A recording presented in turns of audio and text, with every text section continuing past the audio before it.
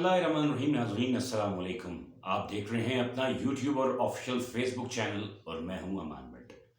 आज के तज्जिये के बारे में आपको आगाह कर दूं कि आज के तज्जिये में जो आपके लिए आज खबर लाई गई है उसमें रात गए साले नौ का पैगाम आर्मी चीफ की जानिब से मौलाना फजलुर रहमान की गाड़ी पर हमला, सरदार लतीफ़ खोसा के बेटे को अगवा कर लिया गया और दीगर भी अंदर की कुछ इन्फॉर्मेशन जो है वो आज के व्लॉग में आपको शेयर करूंगा।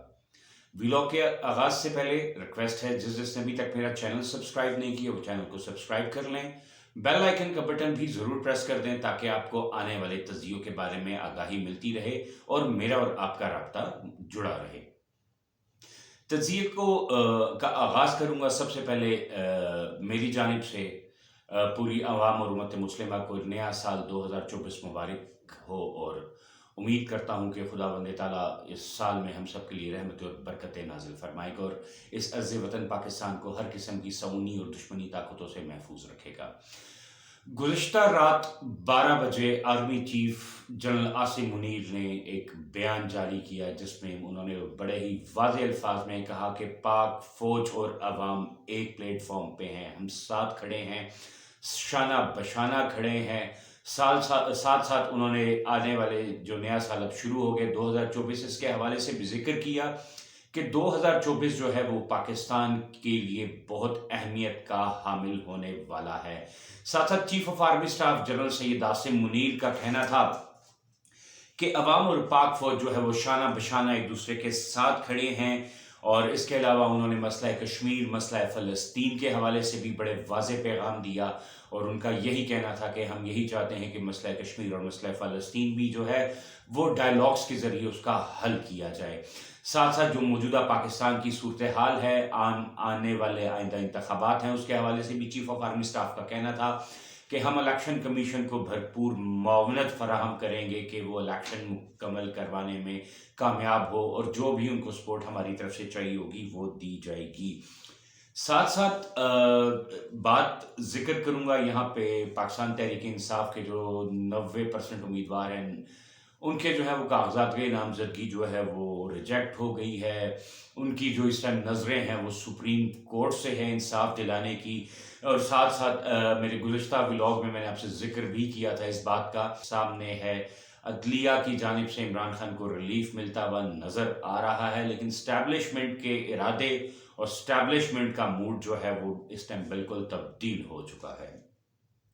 यहाँ पे जिक्र करना बहुत ज़रूरी एक बात का समझूंगा कि हमारे बड़े ही सीनियर सहाफ़ी काबिल इज़्ज़त सुहेल वड़ाइच साहब ने एक कॉलम अपना परसों शाया किया, उसके एंड में एक बात लिखी जो कि बड़ी ही खौफनाक किस्म की बात है। उस कॉलम में उनकी एंडिंग लाइन में यही था कि जब काजी अदालत को कहा गया कि हमारी जो बातें हैं उनको मान लिया जाए, जो बातें हम आपसे कह रहे हैं जिन पे अमल करने का कह रहे हैं उन पे अमल कर लिया जाए, तो काजी अदालत का जवाब क्या था? उनका जवाब था कि हम आइन और कानून के तहत पाबंद हैं, हम किसी को भी लाइकिंग और डिसलाइकिंग पे जो है वो फेवर और फैसले नहीं करते। लेकिन मोहतरम जनाब स्टैब्लिशमेंट जो इस टाइम ताकतरीन जो समझी जाती है, जिसके बारे में ये हर बच्चे पाकिस्तानी को पता है कि स्टैब्लिशमेंट का किरदार हुकूमतों में, आने वाली हुकूमत हो या गिराने वाली हुकूमत हो,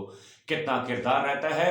अलबत्ता स्टैब्लिशमेंट की जानिब से आला अदलिया को जवाब जो दिया गया उस जवाब में बड़े ही वाज़ेह तौर पे कहा गया।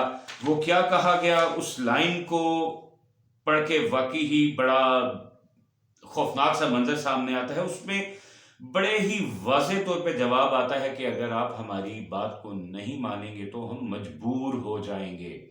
मजबूर कौन होंगे?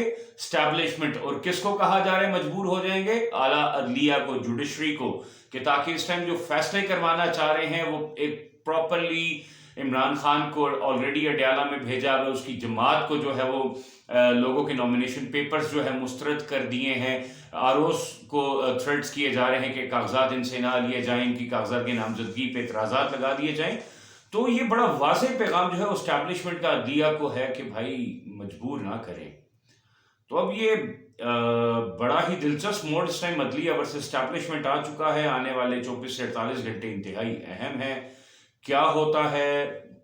آیا سپریم کورٹ اگر اسٹیبلشمنٹ کو رد کر کے اپنے فیصلے کو سامنے رکھتی ہے، انصاف کا فیصلہ کرتی ہے، اگر عمران خان کو ریلیز کرتی ہے، تو آگے آنے والے دنوں میں اسٹیبلشمنٹ اور عدلیہ کے درمیان ایک بہت بڑا تصادم مجھے ہوتا ہوا نظر آ رہا ہے۔ ساتھ ساتھ یہاں پہ بات کروں گا جی، سردار لطیف کھوسہ صاحب کے بھی بیٹے کو گرفتار کر لیا گیا۔ گرفتاری کی وجہ آپ سب کو بہتر پتہ ہے کہ عمران خان کے ساتھ ابھی گزشتہ ماہ انہوں نے تحریک کو جوائن کیا، عمران خان کا ساتھی بنے اور پارٹی جوائن کی، باقاعدہ پاکستان پیپلز پارٹی کو خیر آباد کیا۔ تو اس کے بعد سے یہ سلسلہ ان کے ساتھ بھی شروع ہو چکا ہے۔ تو اب یہی لگ رہا ہے کہ پاکستان تحریک انصاف کے پلیٹ فارم سے کوئی بھی اپنی آواز بلند اگر کرتا ہے یا نامینیشن جمع کرواتا ہے یا پارٹی کے حق میں بولتا ہے، تو یہ جو کچھ طاقتیں ہیں، بلائنڈ طاقتیں، نقاب والی طاقتیں، سادہ الفاظ میں ملبوس طاقتیں، لگتا ہے یہ نہیں چاہتی کہ عمران خان جو ہے وہ ایک دفعہ دوبارہ اقتدار میں آئیں اور ملکی مسائل کو جو ہے وہ اپنے طریقے سے چلائیں۔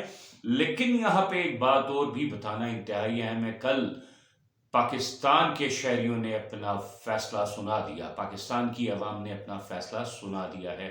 یقیناً آپ نے وہ میڈیا پہ فوٹیجز بھی دیکھی ہوں گی، جو مری میں مال روڈ پہ پاکستان تحریک انصاف کے پی ٹی آئی کے حق میں جو نعرے لگائے گئے، وہ کوئی خریدی بھی عوام نہیں، یا پی ٹی آئی کے خریدے ہوئے ورکرز یا پیسے یا بریانی دے کر نہیں، بلکہ واقعی جو نظر آ رہا تھا کہ واقعی ایک حب الوطنی کا جذبہ ہے، خان کے ساتھ فالورز ہیں، خان کو چاہ رہے ہیں کہ اقتدار میں۔ اسی طرح گزشتہ رات مال روڈ پہ بھی ایک بہت بڑی جو ہے وہ نیو ایئر نائٹ کی سیلیبریشن تھی، جو کہ ایک جلسے میں تبدیل ہو گئی۔ عوام نے پاکستان تحریک انصاف کے حق میں نعرے لگائے۔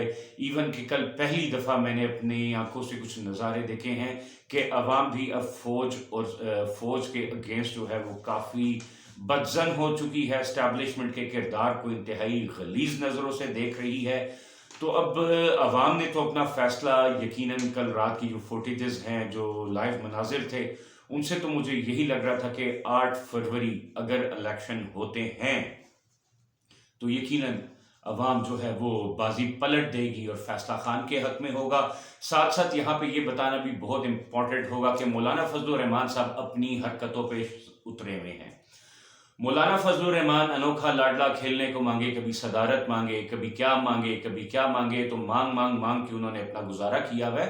محترم نے کل ایک بہت بڑا فلاپ ڈرامہ کیا کہ ان کی جو کانوائے ہے اس پہ دہشت گردوں کا حملہ، گاڑی پہ فائرنگ ہوئی۔ خبر میڈیا، ہمارا لوکل میڈیا آنکھیں بند کر کے خبر چلاتا ہے۔ کیا کچھ ہمارے چینلز ایسے ہیں، میں نام نہیں لینا چاہوں گا، میرے سینئر اینکرز بھی اس میں ہیں، لیکن خدارا آپ کم از کم خبر کی تصدیق کریں، آپ بہت بڑے سینئر جرنلسٹ ہیں، آپ کا کام بنتا ہے کہ آیا خبر کی تصدیق کریں۔ ان کے ایک اسپوکس مین نے بتا دیا کہ جی گاڑی پہ حملہ، مولانا بیٹھے ہوئے تھے، تاکہ مولانا فضل الرحمان اس ٹائم گاڑی میں موجود نہیں تھے، وہ اپنے گھر پر تھے۔